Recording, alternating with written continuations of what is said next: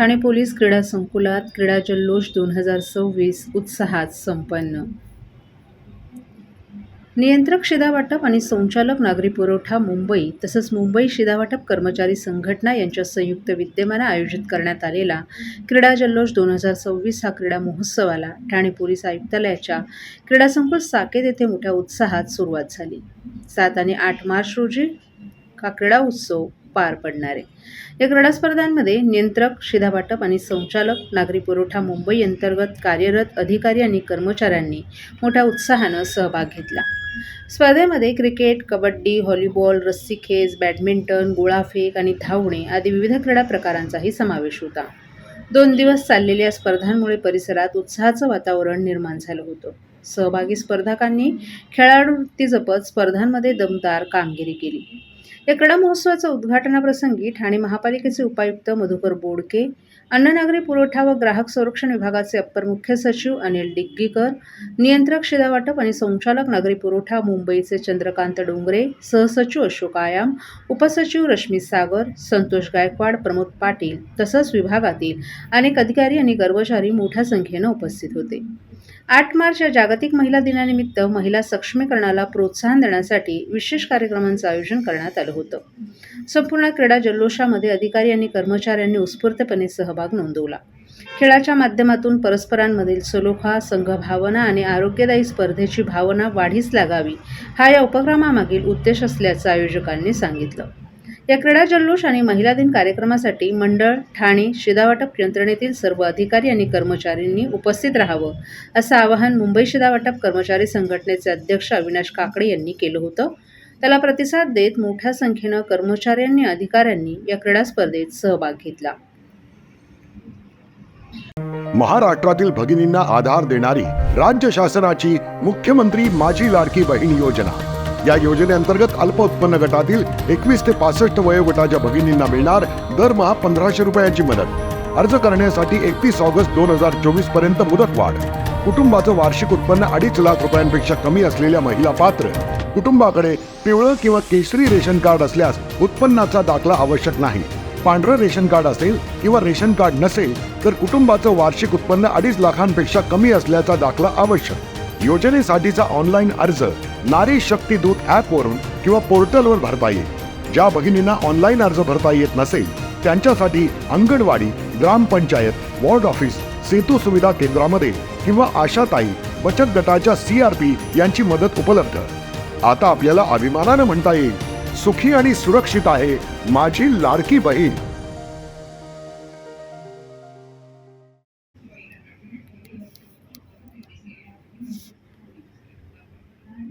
घरगुती सिलेंडरचे दर महागल्यानं राष्ट्रवादी शरद पवार गटाचं जिल्हाधिकारी कार्यालयासमोर चुला जलाओ आंदोलन. इराण-इस्रायल युद्धाचं कारण पुढे करत सरकारनं घरगुती गॅस सिलेंडरचे दर 60 रुपयांनी वाढवलेत. याच्या निषेधार्थ राष्ट्रवादी काँग्रेस शरदचंद्र पवार पक्षाचे जिल्हाध्यक्ष मनोज प्रधान यांच्या नेतृत्वाखाली महिला अध्यक्षा मनीषा भगत आणि युवक अध्यक्ष अभिजित पवार यांच्या उपस्थितीत ठाणे जिल्हाधिकारी कार्यालयासमोर अनोखं आंदोलन करण्यात आलं. यावेळी कार्यकर्त्यांनी चूल पेटवून त्यावर भात शिजवून तसंच भाकरी भाजून या दरवाढीचा निषेध केला. इस्रायल आणि इराणमधील युद्धाच्या पार्श्वभूमीवर घरगुती गॅस सिलेंडरचे दर 60 तर व्यावसायिक सिलेंडरचे दर 118 रुपयांनी वाढवण्यात आलेत. या दरवाढीचा निषेध करण्यासाठी राष्ट्रवादी काँग्रेस शरद पवार पक्षानं चुला जलाओ आंदोलन केलं. यावेळी आंदोलकांनी केंद्र सरकारच्या निषेधार्थ जोरदार घोषणाबाजी केली. तसंच चूल पेटवून त्यावर भात शिजवला आणि भाकरी देखील भाजल्या. यावेळी अमेरिका ठरवेल ते आपल्या देशाचं धोरण झालंय, त्यामुळेच युद्धाच्या पार्श्वभूमीवर ही दरवाढ करण्यात आल्याचं मनोज प्रधान यांनी सांगितलं. या युद्धाचा अंदाज आलेला असतानाही सरकारला नियोजन करता आलं नाही. यावरून या सरकारची धोरणं कशी तकलादू आहेत हे स्पष्ट झाल्याचंही त्यांनी सांगितलं. या दरवाढीमुळे सर्वसामान्यांच्या घरातील बजेट कोलमडून पडणार आहे. एकीकडे महिलांना लाडकी बहीण म्हणायचं आणि दुसरीकडे महिला दिनाच्या 1 दिवस आधीच दरवाढ लादून दरवाढीची भेट द्यायची हे खपवून घेतलं जाणार नाही. आजचं आंदोलन प्रातिनिधिक असलं तरी महागाई विरोधातील आमचा लढा असाच कायम राहणार असल्याचंही त्यांनी सांगितलं. दरम्यान या सरकारनं युद्धाच्या नावाखाली ही दरवाढ केली आहे. ही दरवाढ म्हणजे भारतीय जनतेची लूट आहे. आधीच महागाई वाढलेली असताना ही दरवाढ करणं योग्य नाही. सरकारनं ही दरवाढ तात्काळ मागे घ्यावी अशी मागणी मनीषा भगत यांनी केली आहे. या आंदोलनात युवक अध्यक्ष अभिजित पवार, युवक कार्याध्यक्ष राजेश कदम, विद्यार्थी अध्यक्ष राहू पाटील, महिला कार्याध्यक्षा फुलबानू पटेल, साबिया मेमन, जिल्हा प्रशासन सरचिटणीस राजेश साटम, महाराष्ट्र प्रदेश सरचिटणीस मकसूद खान, राजू चापले, मिलिंद बनकर, एकनाथ जाधव, संगीता लोकरे, कैलास हावळे यांच्यासह इतर कार्यकर्ते सहभागी झाले होते. अमेरिकेमध्ये युद्ध सुरू आहे तर दुसरीकडे भारतामध्ये महागाई वाढताना पाहायला मिळते. गृहिणींचा जो काही आर्थिक बजेट आहे तो कोलमडताना पाहायला मिळतो, कारण गॅस सिलेंडर जो आहे तो महागलेला आहे.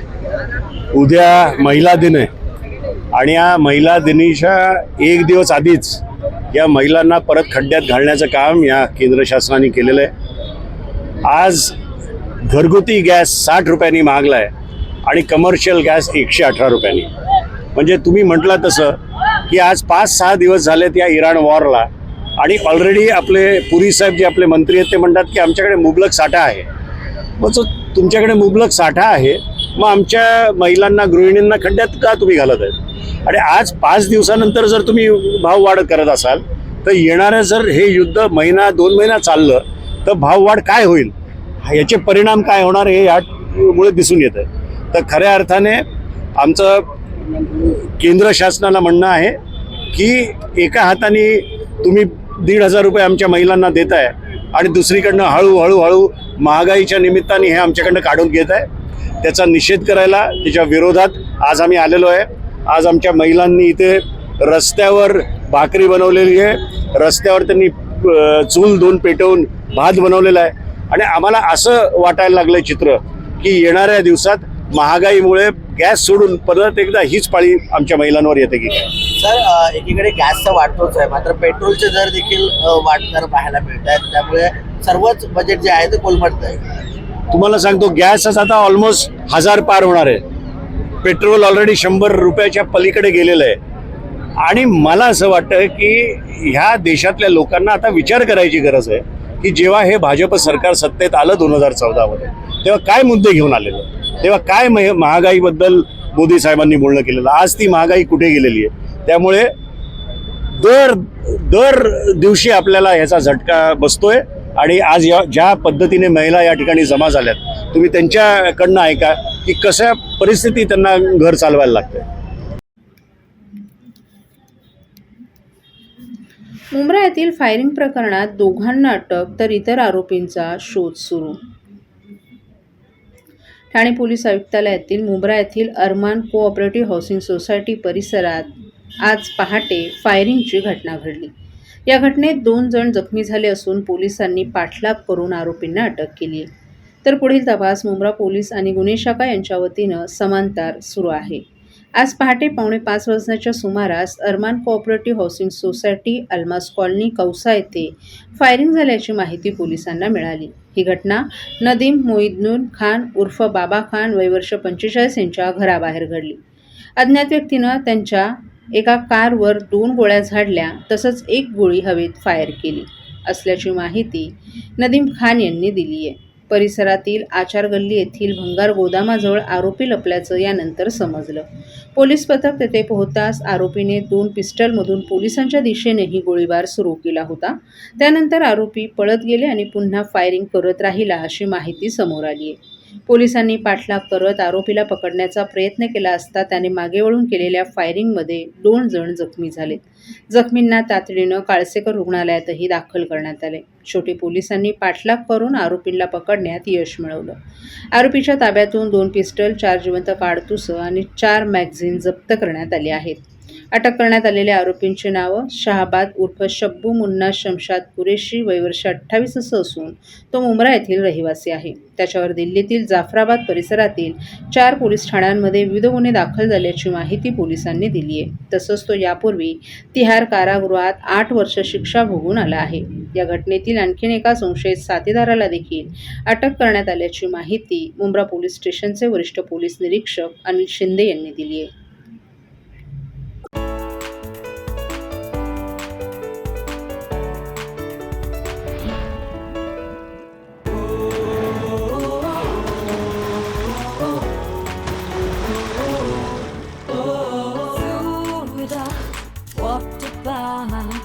मस्ती करेंगे सारे मिलके पूरा मस्ती करेंगे सारे मिलके सूरत वाटर पार्क सब मिलके नाचते हैं मस्ती में सूरत वाटर पार्क धूम मचाते सब मिलके आज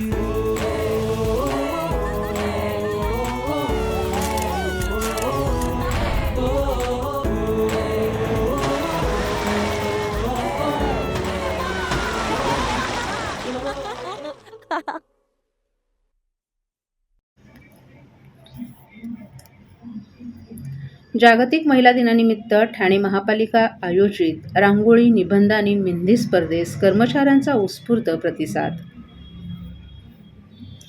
8 मार्च या जागतिक महिला दिनानिमित्त ठाणे महानगरपालिकेच्या महिला कर्मचाऱ्यांसाठी आज ठाणे महानगरपालिका मुख्यालयात रांगोळी आणि मेहंदी स्पर्धेचं आयोजन करण्यात आलं होतं.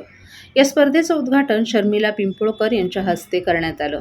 यावेळी स्पर्धेत सहभागी झालेल्या सर्व कर्मचाऱ्यांचं कौतुक करत महिलांनी आपल्या दैनंदिन कामकाजासोबत अशा सांस्कृतिक उपक्रमांमध्ये सहभागी होऊन आपले कलागुण जोपासत आहेत याबद्दल कौतुक करून स्पर्धकांना शुभेच्छा दिल्या.